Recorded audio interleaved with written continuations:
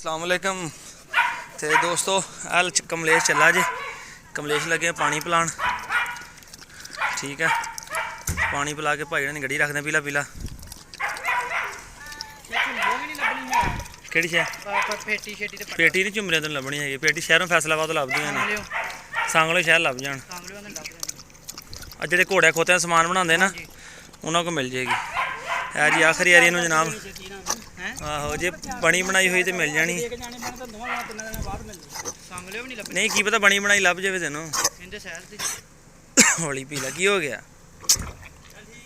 बस करना दे यार, मारूंगा। चल माड़ा सिर च पा दे, माड़ा जो सिर च पा दे ना, फिर उल्टी ना कर दे किते बहुता पानी पी के।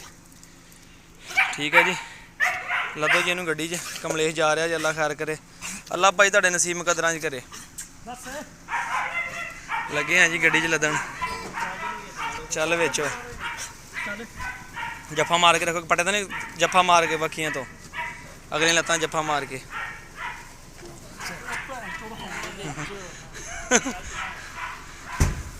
चल बड़ी मेहरबानी भाई। ओके सनैन भाई, मेहरबानी जनाब, बहुत शुक्रिया। हाँ ठीक है जी।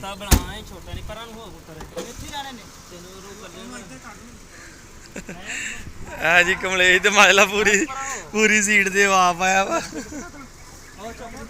थोड़े थोड़े शीशे डाउन कर लो पिछले, हवा क्रॉस हो जाएगी ना शीशे।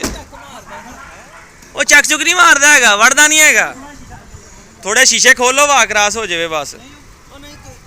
नहीं फिर भी डाउन कर लो, हवा क्रॉस होनी ना। बहुत बहुत बहुत बहुता मुँह बाहर कड्डूगा नहीं तो अल्लाह के वाले खैर ना जाओ भाई, अल्लाह नसीब मुकदरां करे जी। आ जा रहे हैं भाई जी। ठीक है, और निकल के जी कमलेश जा रहा जी, अल्लाह के वाले जी। Video like share comment subscribe जरूर करिए।